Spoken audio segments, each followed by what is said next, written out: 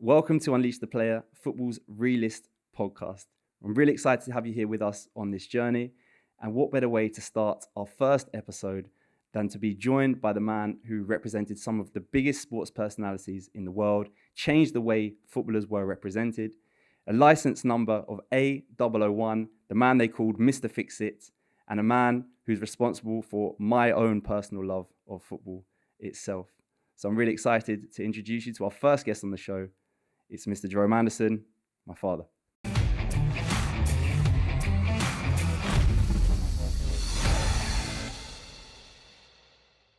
Dad, welcome to the show. How are you doing?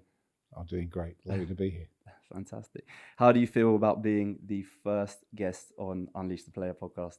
I think that's a very positive step, and I'm sure we'll have some fascinating stories to discuss. And as I say, I'm delighted to be here with you. Fantastic, and we're really excited to have you here with us today. Now, before we dive deep into it, we like to play a game with our guests to start the show. And that game is, we're going to ask you, or I'm asking you, to name your favorite or your best five-a-side team, including a manager and assistant manager, of players and managers, coaches that you've either represented or worked closely with in your career as an agent. Okay, that's a very, very interesting question. I don't want to miss anybody out because I've been very fortunate to have represented some fantastic players and some fantastic five-a-side players. So I would say, players-wise, in no particular order, David Rocastle, Charlie Nicholas. Yeah. That's two forwards already. Matt Leckies. That's three. Three forwards. Very attacking team so far. Very attacking team. Tony Adams. Okay. Bring some kind of organisation. And do I need a goalkeeper? It's up to you. If you want Tony to play as a sweeper keeper. And David Seaman. Okay. Fantastic. So we go through that. So that's David Seaman in goal, Tony Adams centre back, and then you've got David Rocastle, Rocky, Charlie Nicholas, and Matt Leckies. Yeah, I think that would be a pretty good five-a-side team. It's not bad at all. And as a manager and assistant? Oh, the manager for five-a-side team undoubtedly would be Arsene Wenger. Yeah. And the assistant, I would say Theo Foley. Okay, sure. And out of these guys that you've mentioned here, which ones have you actually represented yourself and which ones have you had a close working relationship with? Well, the players that I've just mentioned were all clients of mine for many, many, many years. I used to do a few bits and pieces for Arsene, but over a 20-year period, we became, I would say, very close friends. Fantastic. And obviously, Rocky. Well, where do I start with Rocky? David was brought into my office as a young 15-year-old by Charlie Nicholas, who is still one of my very closest friends today. And he came into my office, he had a big afro. Yeah. And Charlie said, this boy's going to be a very, very special player, but he needs proper looking after. And from that moment, really, for the next 18 years of his life, we had an incredibly strong bond. He used to call me Dad because unfortunately he lost his own dad when he was a very young boy. And I spoke to him every day of his life for 18 years and was very close to him, unfortunately, when he took his last breath.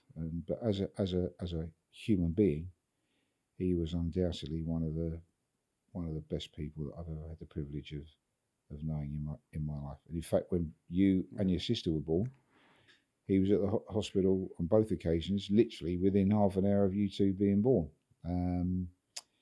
He was just a wonderful man and a very, very sad loss to the world as a human being, and left behind a beautiful family in Janet and the kids. And I speak to him spiritually probably every day. and I miss him incredibly as a man. Nothing to do with football. He was, George Rand described him as probably the first English Brazilian footballer. He used to get people off their seats. But football aside, he was just an incredible human being. I miss him immeasurably. I think we all do as well. Yeah. From what obviously I remember, I was young. Rocky was my godfather. He Holly was. as well.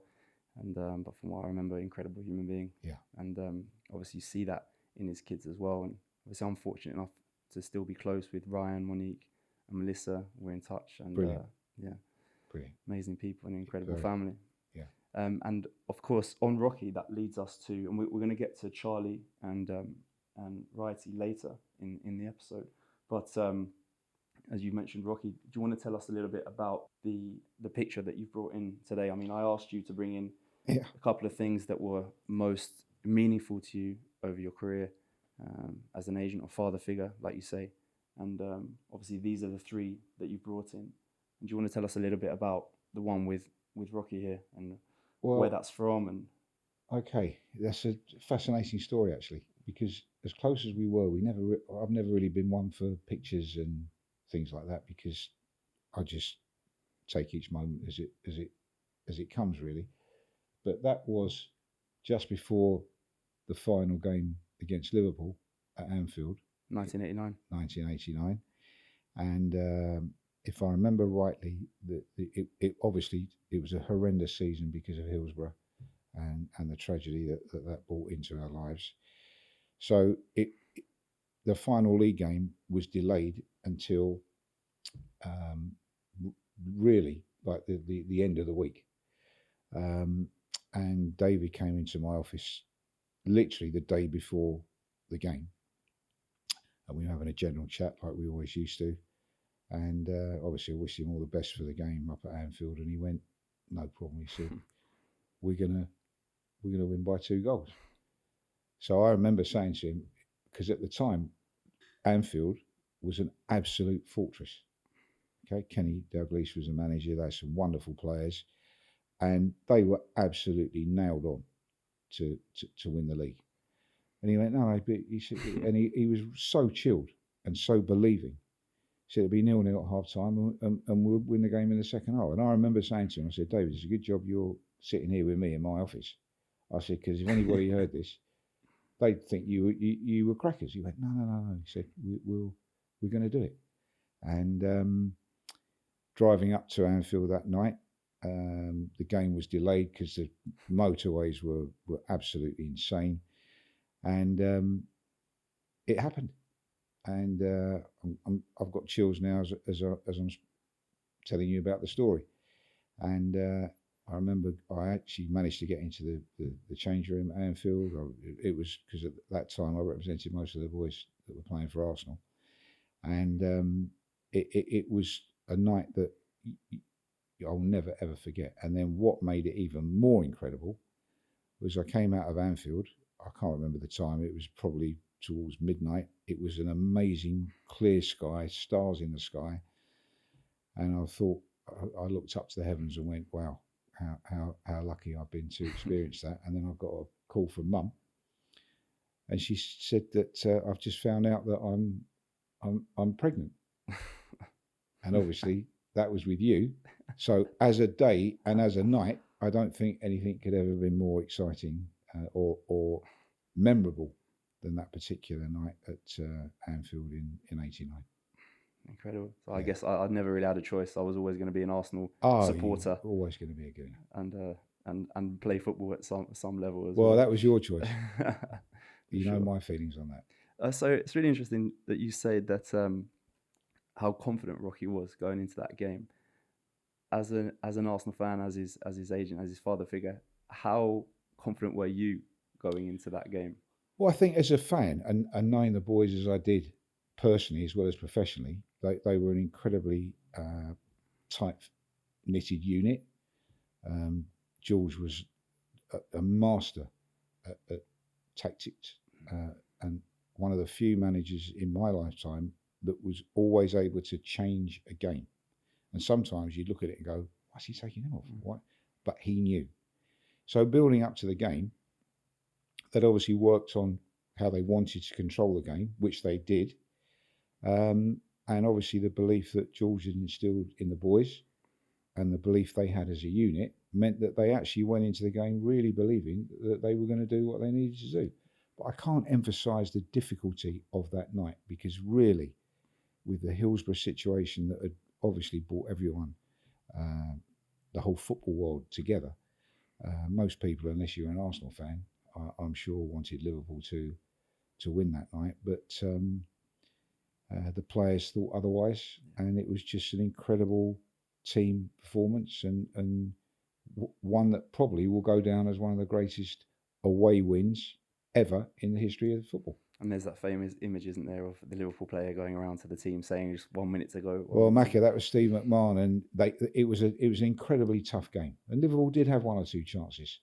And towards the end of the game, just before Steve went 1 minute, John Barnes had the ball, and he really, if he wasn't that type of player that he was, which was an incredible attacking player, he could have gone to the touchline and the game would have been all over.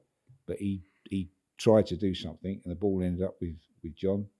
He passed it to Lee, and he smashed it up to Smudger, who played in Mickey, and the rest is history. And it was just, it was like a movie. It was like a Steven Spielberg movie. Someone had written the script, and you can't believe it ever happened, but it did. So a couple of questions for you on that. You mentioned the belief that, you mentioned the manager, George Graham. That's what I wanted to ask you. How much of a role do you think that he played in giving the belief to the players? Oh, massive. Absolutely massive. They, you know, there was the old adage, if Arsenal went 1-0 up, the game was over. 1-0 to the Arsenal. And 9 times out of 10, that was true.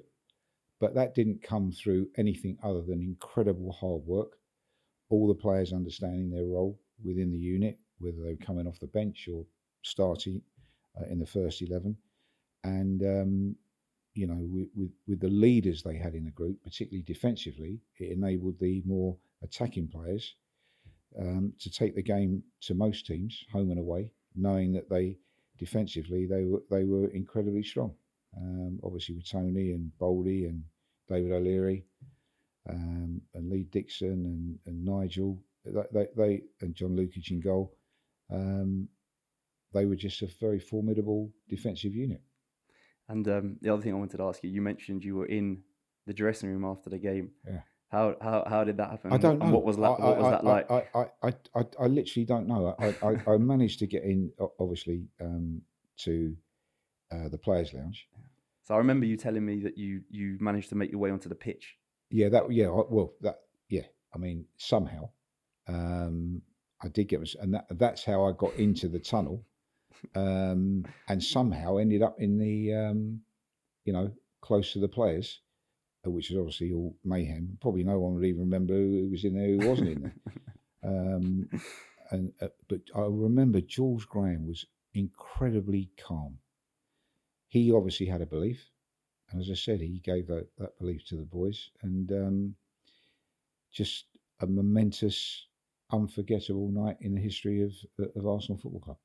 Greatest night of your life as an Arsenal fan? That was one of them. Another one was in 1971. For many reasons. I was very fortunate enough I won't say how old I was, but as a very young boy, to get a ticket from a friend of mine who was a Spurs fan. His father was a doctor, and he was on call that night. He couldn't go. And we had to win at White Hart Lane to win the league.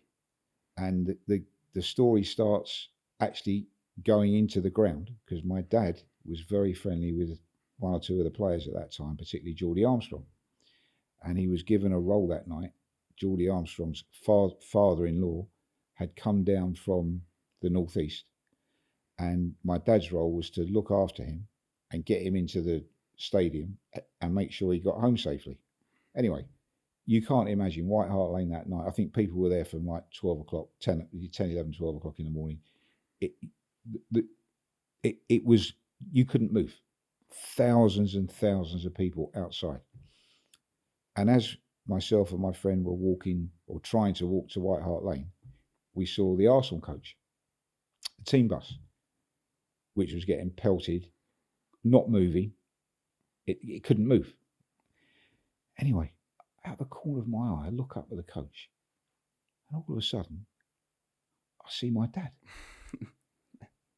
He's on the coach with Bertie Armstrong's father-in-law. And what had happened was the players had seen my dad with George's father-in-law walking along White Hart, and they opened up the back window, which you could do then, and they pulled him into the bus. It was like, I can't believe this. But the end of the story was my mum and dad were quite friendly with Bertie and his wife Doris. And for about a year after that, Bertie had a bit of an issue with my dad. Doris was good with my mum because no one was allowed on the bus.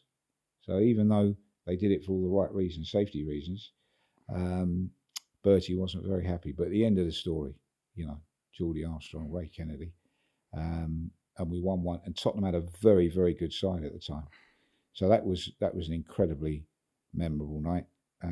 I've had many, many memorable nights. I mean, Charlie scoring against Liverpool in the Carling Cup final, which was Arsenal's first trophy for a number of years. That was a very, very special day.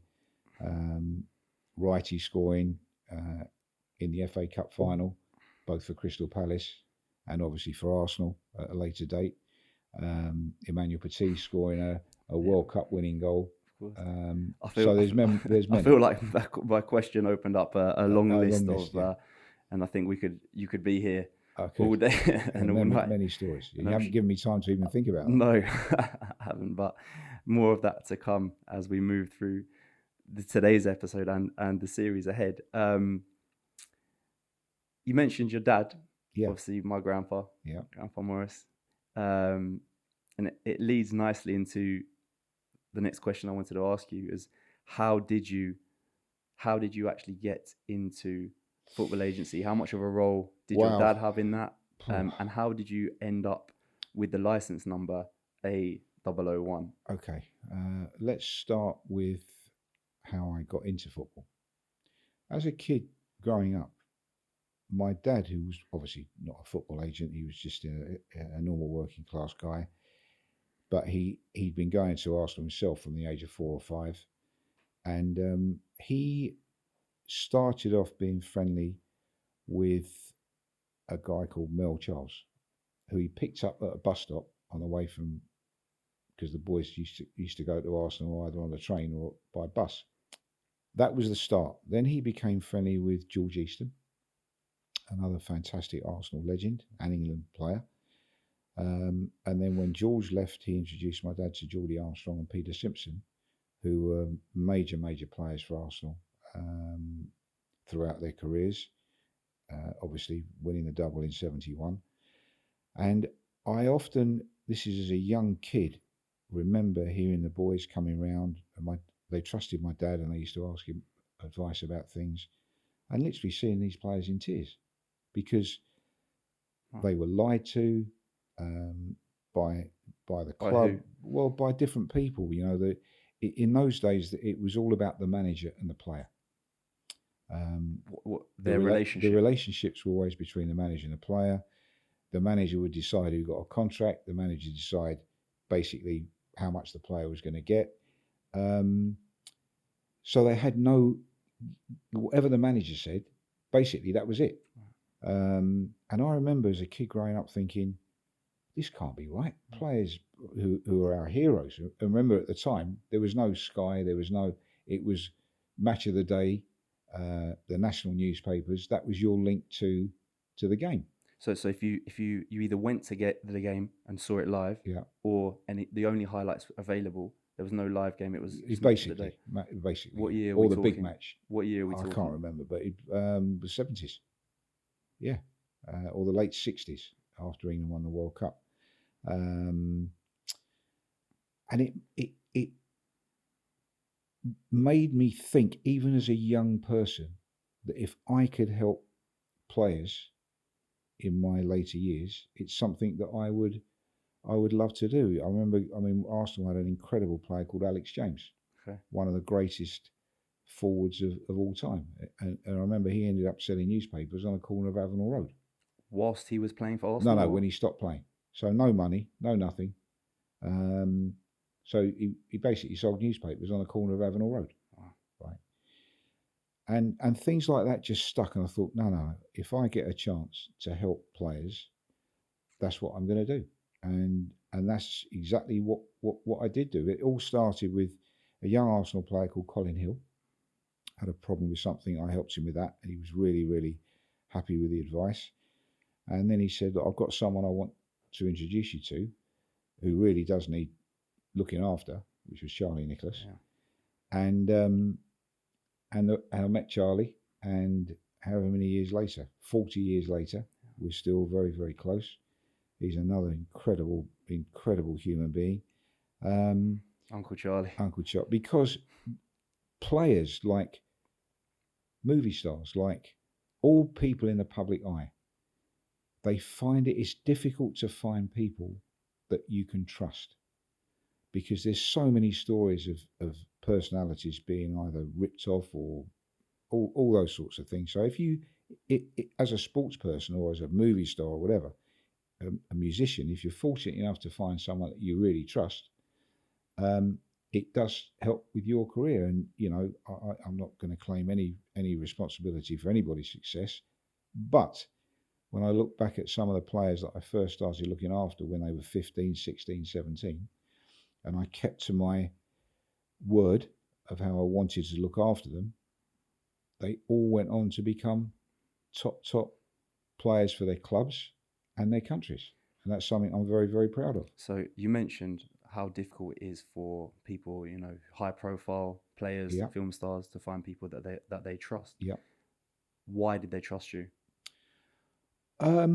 Well, you'd probably have to ask them that, but in your opinion, there must be reasons why 25, 30, 40 years later I still speak to a number of people that I represented during their playing career. I think I always used to say to players, work hard at training, do the business on a Saturday, Tuesday, whenever, and the money will look after itself. And I never really wavered from that. And I believe I always told the players the truth as I saw it. And I also, given the opportunities that a player may have had at any one particular time, I would give them those opportunities as they were, but I insisted that they made the decision. Because what's the point in me making the decision for they have to make their own decisions. They have to be happy with the manager they're going to play for, the club, the location, because it's the only industry in the world where you can be in London 1 minute on a Thursday evening and get a phone call, and on a Friday morning you're up in Birmingham or Manchester or Glasgow or Monaco, as we've experienced, you've experienced. Yeah. So it's an industry where it's important to have people around you that understand the game, the business side of the game. Sorry to interrupt, but you mentioned you always told the players the truth. So obviously this is football's realist podcast. Right. What sort of truths do you mean there? And were you prepared to fall out with a player or a manager to make sure that you maintained your integrity 100%. And gave your truth? Unfortunately, that did happen. How? Well, I don't want to get into any trouble, but without mentioning too many names, there's at least half a dozen situations where a player and I had given our word to sign for a club. And then from nowhere, another club and another manager would start driving the player mad. Don't do that, do this, do that. And I used to say to the player always, look, you've shaken hands, you've given your word, you were happy to do it then, and if you still are, then stay committed to the promise that you made. And that, for me, over the years, always turned out to be, pretty successful for the players. Caused a few issues with me at times with different managers who couldn't understand why, the players had decided to do that. And I used to explain to either the manager or the chairman of that respective club that, look, you really respect the fact the players agreed terms with another club, they've given their word, and that's where they're going to go. Unless a player was absolutely adamant to say, look, I know I said this, but really I want it, then if that's what they really wanted, and that happened a couple of times as well, then that's their choice. What made you different from the other agents? Because agents haven't always got such a great name within the industry. What made you different? What made you the best at what you did? And again, that's something you'd have to ask them. Of course. But I would put it down to not many things. Honesty, absolutely. Sincerity, absolutely. These are the things that players want, though. When you speak to players nowadays, it's difficult to... True factual knowledge of things that were happening either at the club that they were at or the club that they may be being enticed to go to. And I was able to give the players as much information as possible on which they could base ultimately their own decisions. And then you'd have to respect someone like Matt Leckie, who, I mean, there were various times in his career he could have gone anywhere in the world. At one stage, he was probably the most sought after footballer anywhere on the planet. But he was adamant that he only wanted to stay at Southampton, which I respected. Because that's what he wanted, which culminated in him having one of the biggest testimonials of all time when the new stadium that was opened at St Mary's gave him his final send-off game. How do you manage that as an agent? Obviously, Matt Leckie would have been a well sought after player. Yeah. I mean, what some of the clubs that would have been interested in him? Well, 4 or 5 of the top clubs in England.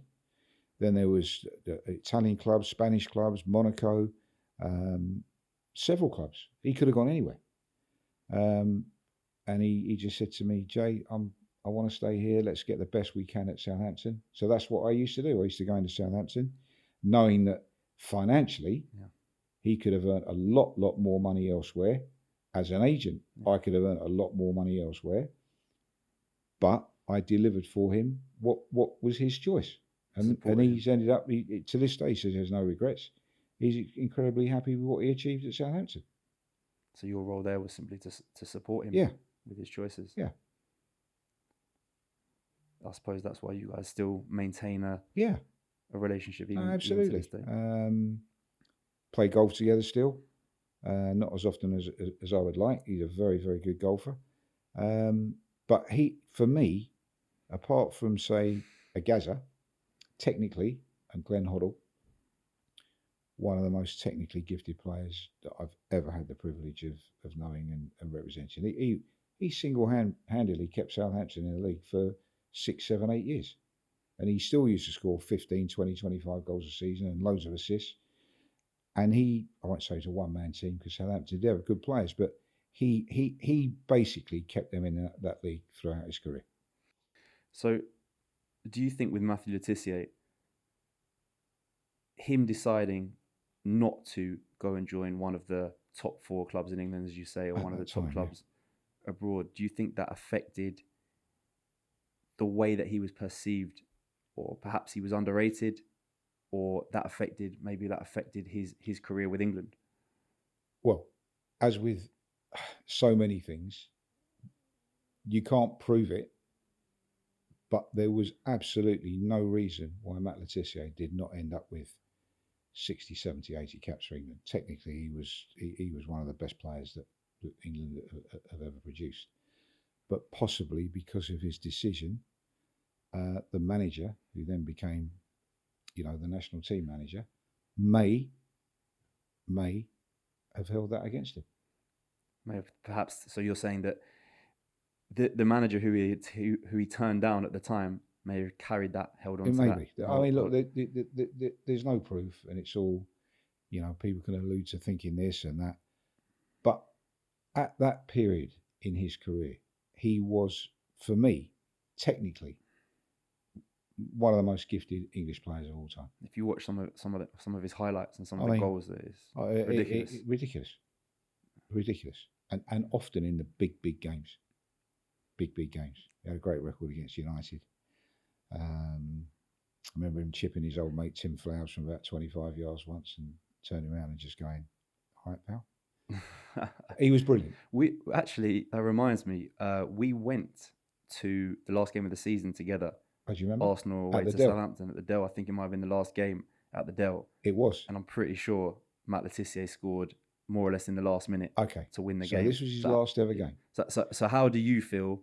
You're his agent, you're his mate, you're an Arsenal fan. Like, how does that work? Well, fortunately, because I think I might have been crying. I think fortunately at the time there was nothing on the game, and Arsenal were leading for most of the game. If I remember right, it could have been 3 or 4 up, which they weren't. And with about, I think, 10 minutes to go, Matt came on the pitch, and he won't mind me saying that he was carrying a bit at the time. And I think I turned around to the chairman, who was Rupert Lowe at the time. Yeah, I remember. Yeah. I said, he's going to score the winning goal here, don't you? And he went, "That would be great." And he did. I think it was one of his first touches. He got the ball, turned, bang, goal. And always a hero of mine, but a hero at Southampton for. I mean, he'll go down, and they've had over the years. They have some great players, Southampton, but I'm sure he will go down as their greatest ever player. For sure. And in that moment for you, mixed emotions.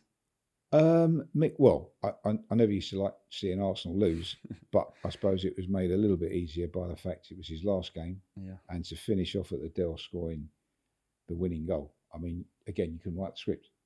For sure. I want to take you back. So you mentioned, obviously, growing up, you saw these grown men, these footballers struggling, crying, going from being a professional footballer all their career to selling newspapers on the street. You wanted to help them. How exactly did you want to help them? What did you see your role being, and what skills? Because I want to take you back. You started in finance, banking, property. So what skills did you? Property. I started in banking, and then into sort of the financial world, which involved learning about tax planning and structuring your finances, and I took to that quite well, and I felt that was arguably as important for the players having proper financial advice as the contractual side. In the end, you couldn't do both because they brought out different regulations that you were either an agent or a financial advisor, and ultimately I turned to the player representation side. So I in the end, after many years, I wasn't doing the financial side of it, but I always had an eye to make sure that whoever was advising them were good people. Yeah, for sure. So you mentioned, Colin Hill, your first client, who I think you introduced me to not so long ago when we went you to met Hilly, the David Dean. Yeah, David Dean's book launch. Yeah, Hilly was a bit unlucky. He was unlucky. He came into Arsenal's first team at a time when Terry had left. Don was the manager, not getting good results, and he only played a few games, but he still enjoyed a very, very good career at various places in England. Also played for Northern Ireland, and I used to take his grandparents to the game sometimes, particularly the away games, and a very, very nice boy. And as I said, Colin introduced me to Charlie, and the rest is history. Yes, so obviously coming on to Charlie. So how exactly did you help Charlie? What help? You mentioned that Colin said, this guy, Charlie needs help with this, that, and the other. What exactly? Charlie was, I mean, this is what sometimes the football fan or the football fraternity either doesn't understand or doesn't want to know about. Charlie was a very young man who'd only known Glasgow, played for a massive club in Celtic where he broke all the records under the sun. He had the choice to go to Man United, Liverpool, Arsenal, and other clubs in Europe, particularly Inter Milan. That was one of them, and he ultimately decided to sign for Arsenal. I wasn't representing him at the time. Okay. And then here he is. He's on his own. He's 21 years of age. He's in it was like a mini, I wouldn't call it a hotel, like a country club in Totteridge. Okay. Didn't know anyone. Didn't know how to get from A to B, and is expected to be a superstar on Monday to Friday in training and on a Saturday. So he's been left He's just completely. left. So who's brought him? Well, his agent that bought him, I don't know, but he basically, that was another reason why I thought, hang on a minute, you can't take a player like Charlie Nicholas to a club like Arsenal, earn your money, and then disappear. There's other stories of players like that. And that's another reason why I thought, this is ridiculous. These boys need proper looking after.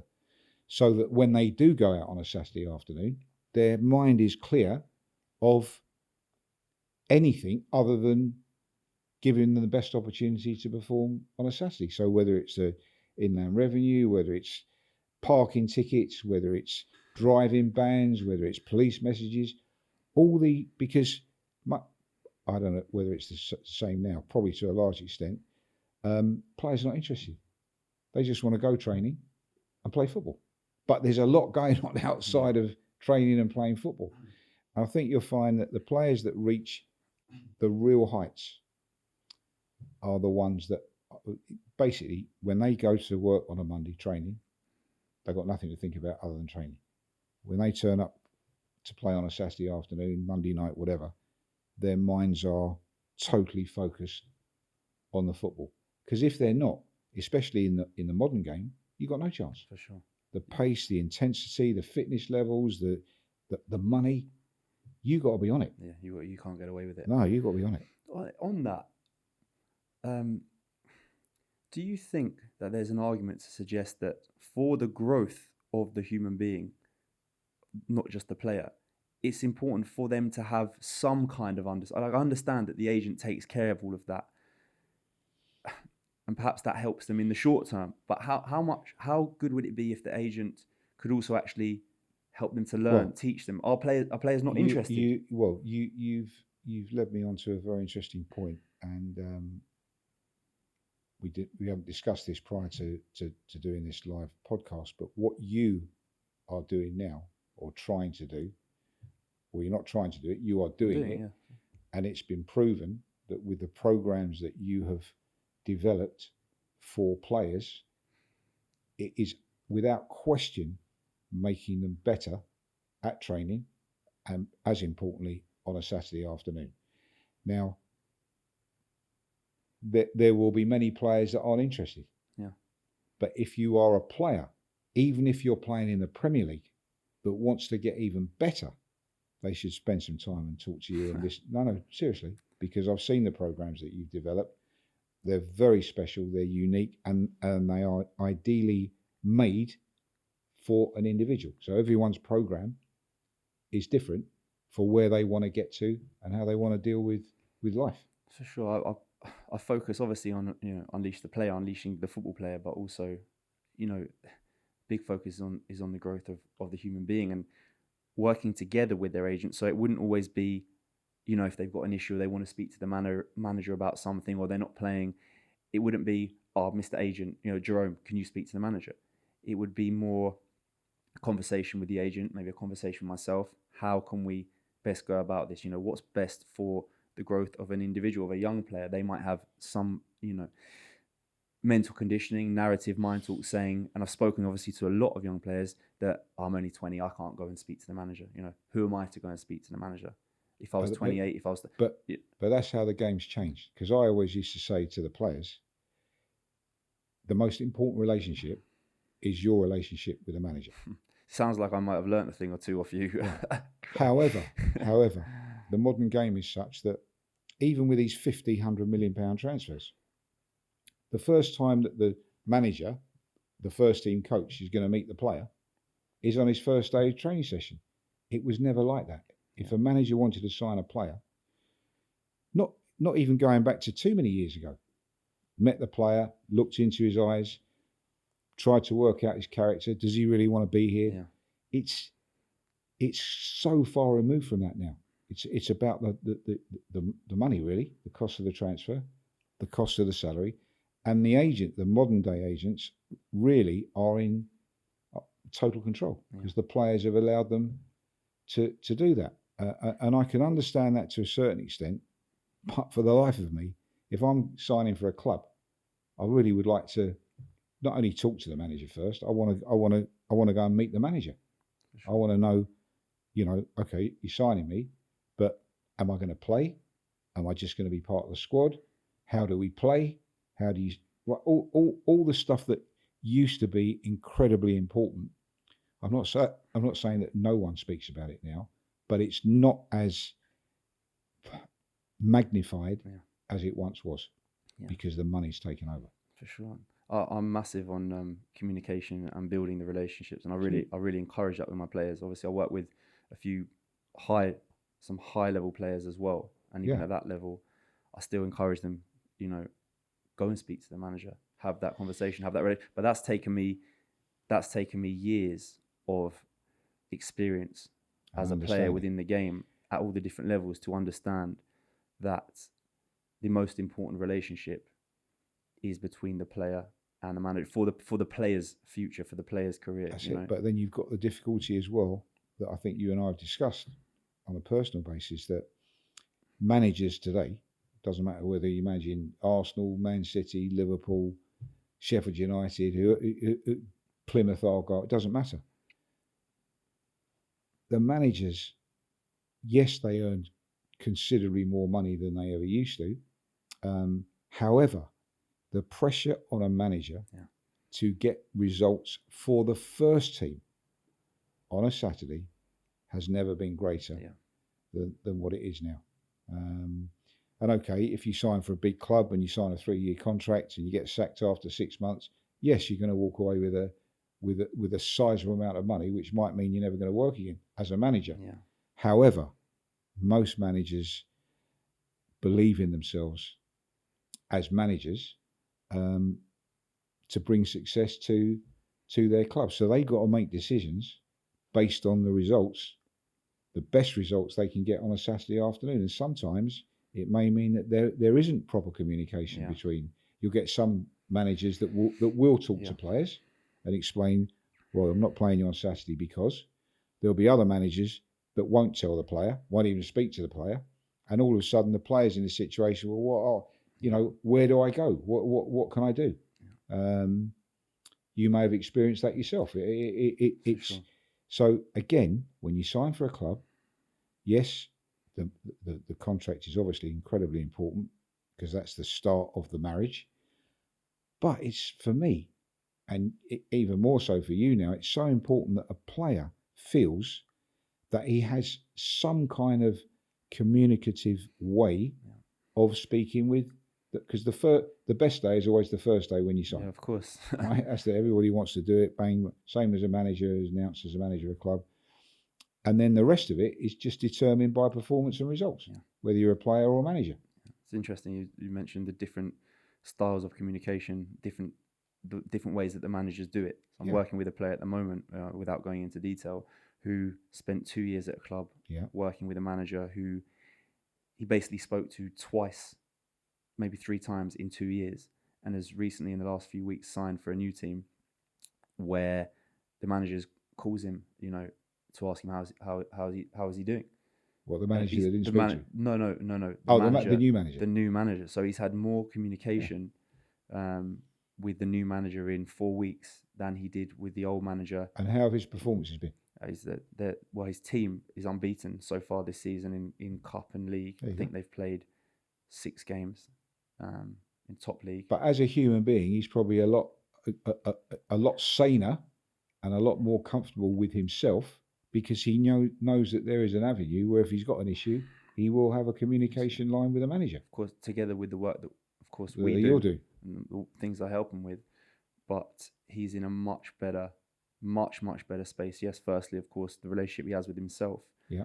But also the relationship, to have that relationship with the manager, to be able to go and knock on the door of the manager, of the first team coach, to have the manager call you on a day off and say, how are you doing?